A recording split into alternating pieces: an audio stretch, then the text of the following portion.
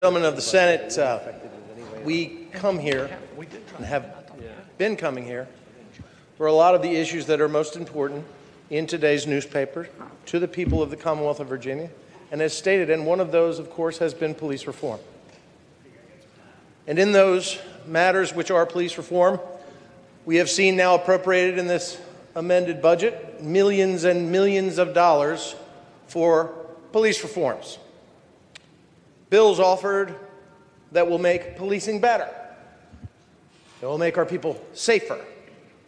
I even remember not too long ago sitting in this chamber hearing a member say, "This bill will now restore the confidence of the people in our law enforcement in the Commonwealth of Virginia."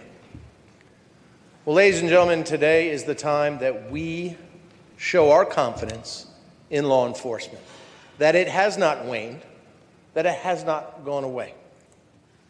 This is a very simple budget amendment that is related to exactly the topics that we've been here for 5 weeks on.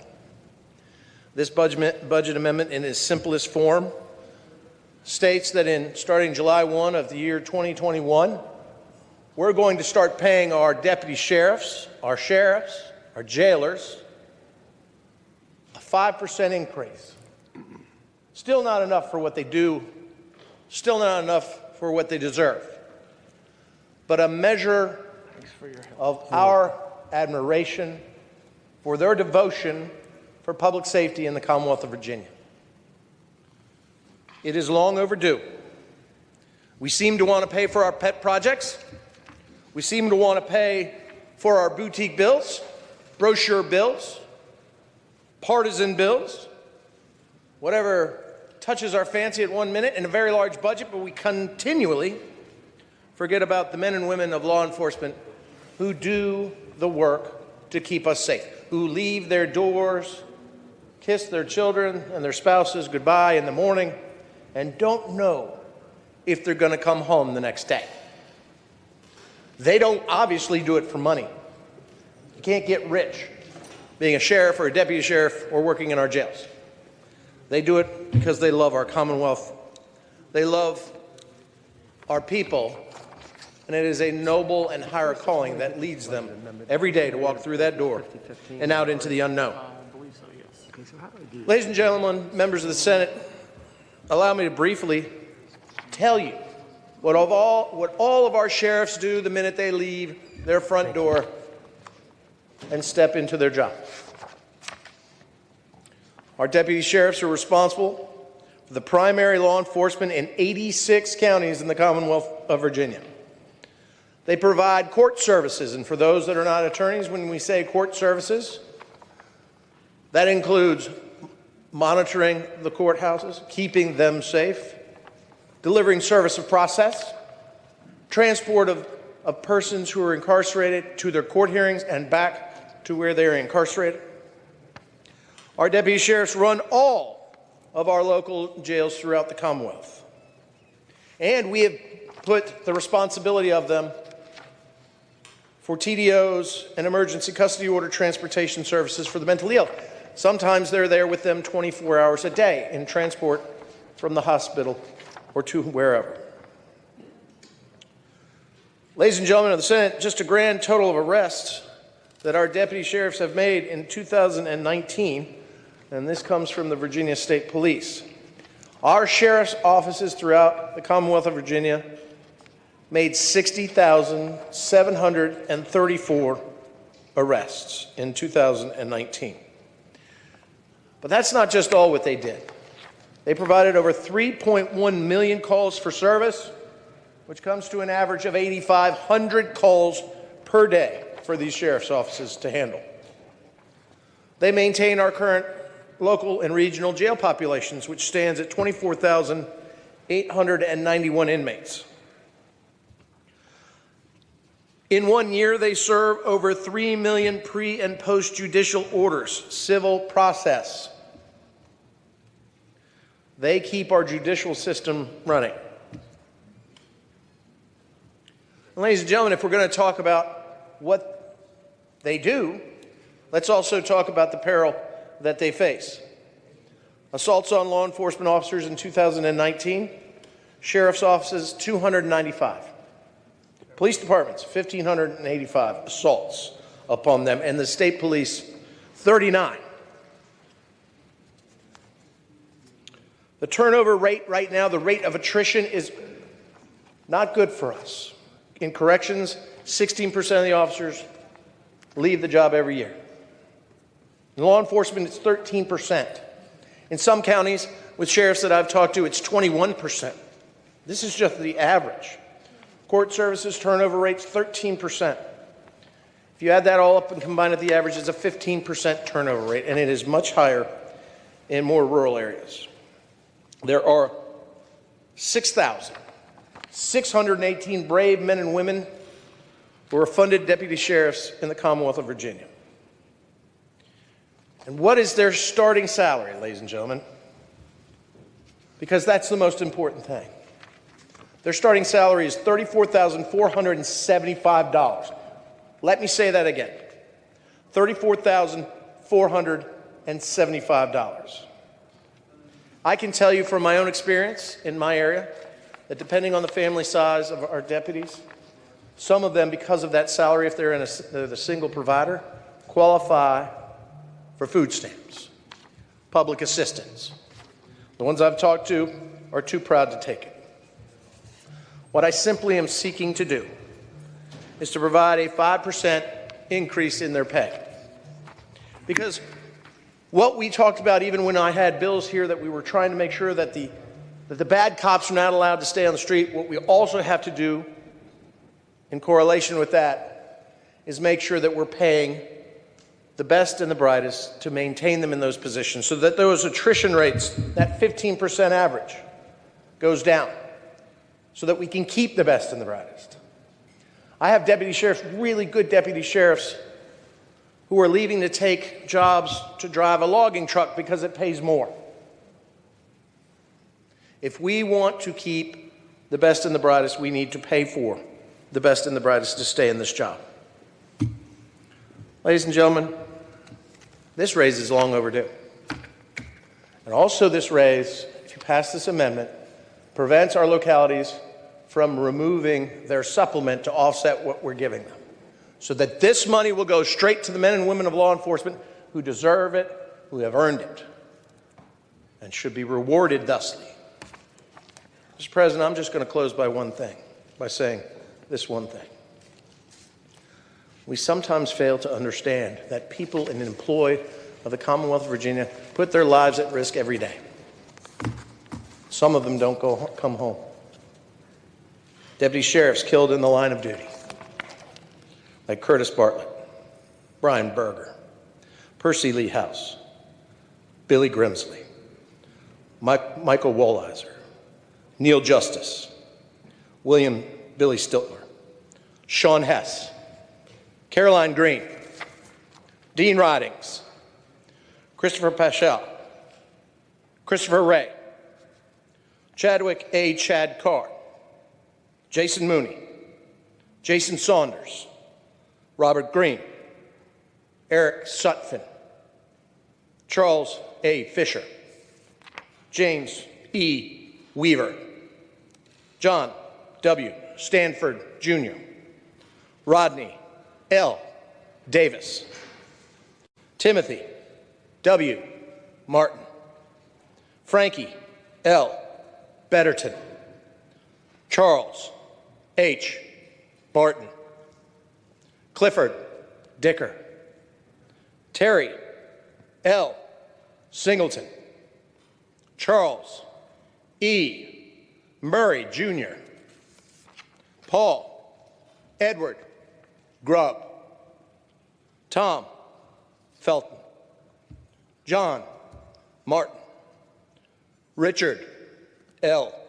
Samuels, Barry Pendry, Lonnie Freeman, George M. Brown, Sr., Robert T. Hicks, Cliff W.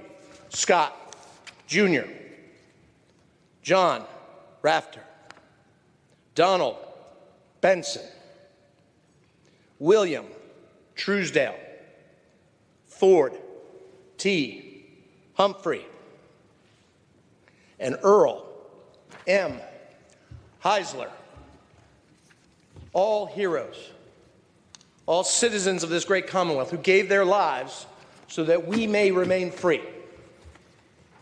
I honor them now, but we need to honor them with this vote to pass this budget amendment. So not only do we remember those that have died, of their names that I have just read, but also we take the moment to honor their memories and the people that stand with them every day to protect us. Mr. President, I cannot think of any better way to spend the taxpayers' money.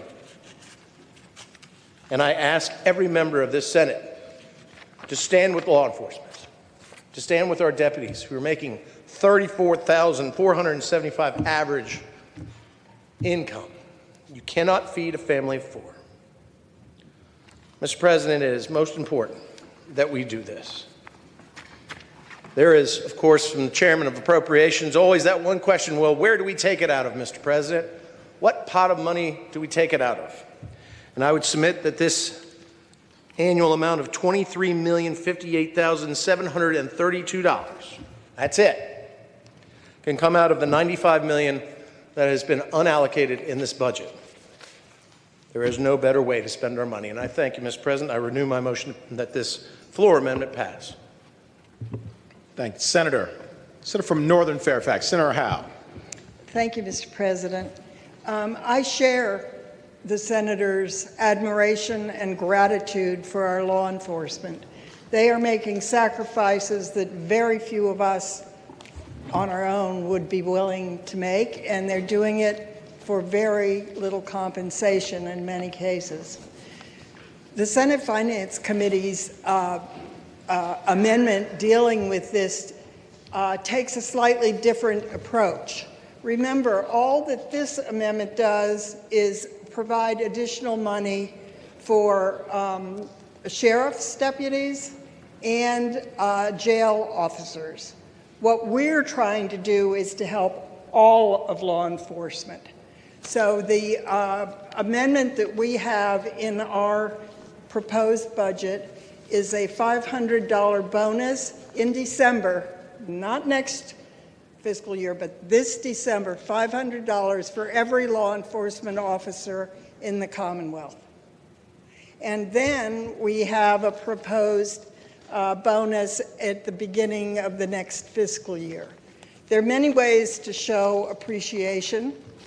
I wish we had more funding, but the reality is we are doing as much as we can at this moment to help law enforcement, and I hope the body will vote down the floor amendment. Thank you. Thank the Senator.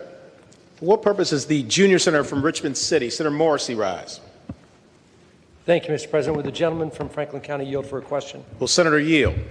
I will gladly yield to my friend. Senator yields. You have the floor. I would ask the senator, during his passionate floor speech, he talked about the rank and file deputies that are making $34,000 or such.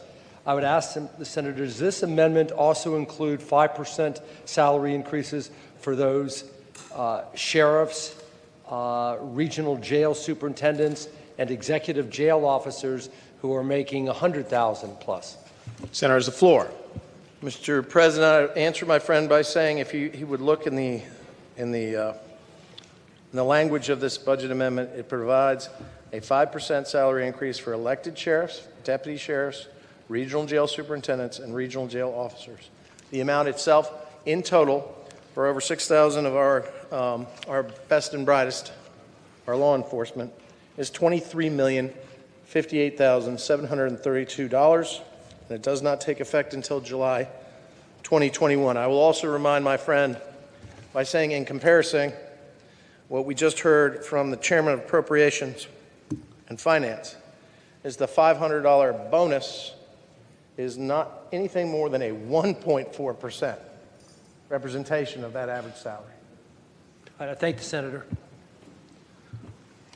Thank the senator. For what purpose is the senior senator from Chesapeake, Senator Cosgrove, rise?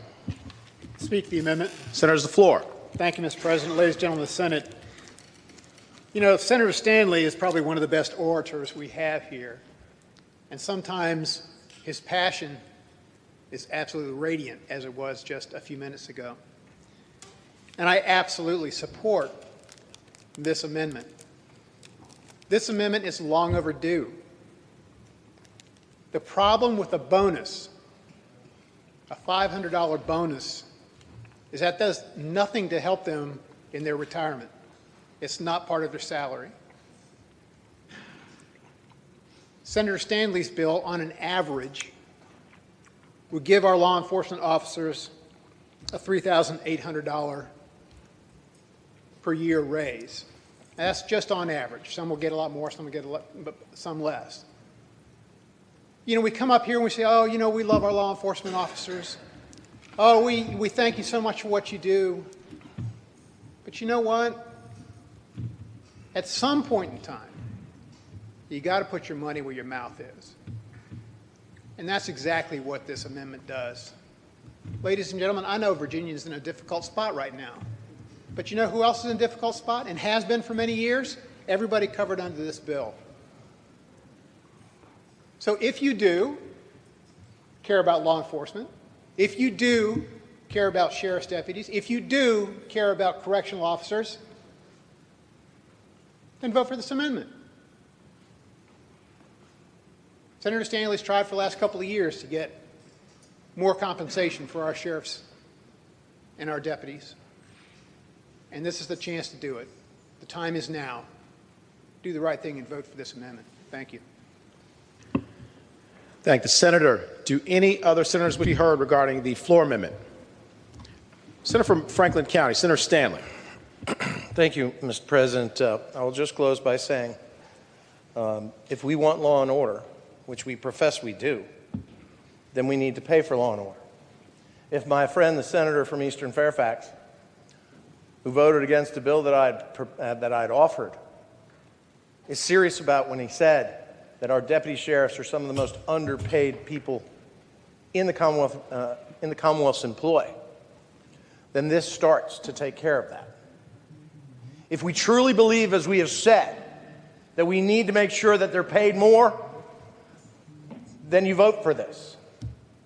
If you do not care about law enforcement, if you don't care about law and order, you don't want to pay for law and order, then allow me to say this. Your vote against it is evidence of that point, in fact. I do not stand here today asking for 10%, 20%. I ask you today to bring their salaries in line. Bring them in line so that we can actually pay them some of what they deserve. I'm reminded of a letter that I got, and I think all of you got, from Colonel Roy Withen, Superintendent of the Virginia Peninsula Regional Jail. He articulated this, and allow me, if you will, indulge me to read it to you. Under the best of circumstances, sheriffs, deputies, and officers who serve in the profession of corrections perform their duties in a uniquely stressful environment, made only more difficult by the COVID-19 pandemic. Since March of this year, when the pandemic was declared, these men and women have reported to work and have remained on the front lines without fail or complaint. They do so because they have committed themselves to a calling which is essential for the continued safety of their families and the communities in which they serve. They have ensured that the functions of law enforcement and corrections continues unimpeded and uninterrupted, even at the risk of their own health, safety, and lives. Ladies and gentlemen, tell me another group of employees in the Commonwealth that deserve a raise more than they do. Putting their lives on the line, keeping us safe, keeping us free. If we're true about law and order, and that this hasn't been just some one-sided debate, one-sided agenda, then let's acknowledge the importance that law enforcement plays here in the Commonwealth of Virginia. And for that, Mr. President, I appreciate your time, and I renew my motion that the floor amendment be agreed to. Thank you, sir. Thank you, Senator. Senator from Northern Fairfax, Senator Howe. Thank you, Mr. President. I would like to point out that this floor amendment only helps jailers and sheriff's deputies. It does nothing, absolutely nothing, for our Capitol Police, our state police, our local police. They are left out.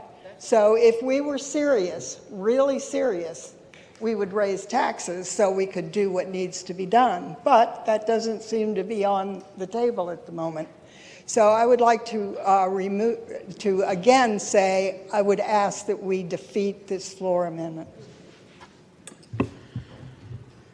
Thank the senator. Question is, shall floor amendment 477-3S be adopted? All in favor of the motion will say aye. Aye. Those opposed, no. No. The noes have it. The floor amendment is rejected.